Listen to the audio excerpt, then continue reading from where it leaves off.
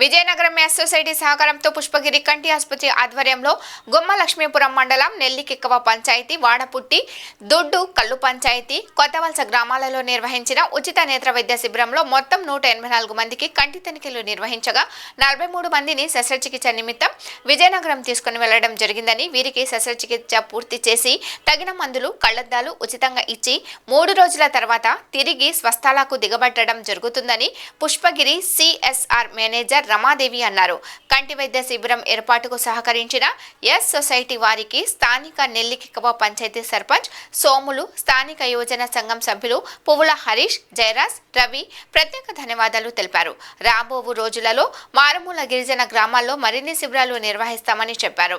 ఈ కార్యక్రమంలో yes society కార్యదర్శి షేక్ గౌస్ మాట్లాడుతూ ఇంతవరకు వాదపుట్టి లాంటి మారుమూల గ్రామాల్లోకి వైద్యులు వచ్చే సేవలు అందించడం అభినందనీయమని అన్నారు.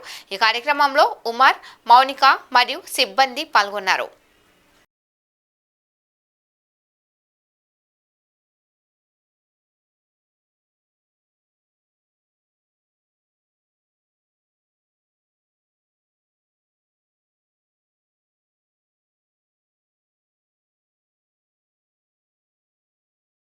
నా పేరు కోల హరీశ్వర్ అండి. మాది వాడపుట్టి గ్రామం, గుమ్మలక్ష్మీపురం మండలం.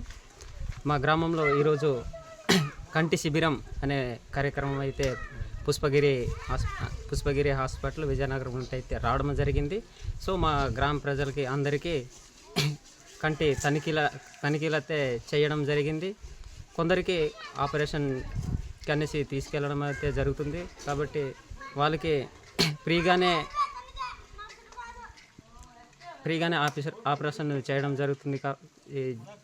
జరుగుతుందని చెప్పడం జరిగింది. కాబట్టి ఇంతవరకు ఎవరు కూడా మా గ్రామంలో వచ్చుకొని ఇలాగా కంటి వైద్య శిబిరం ఎవరు కూడా నిర్వహించలేదు. కాబట్టి ఈరోజు మా గ్రామానికి వచ్చి కంటి శిబిరం నిర్వహించడం చాలా సంతోషకరంగా మేము వ్యక్తపరిచి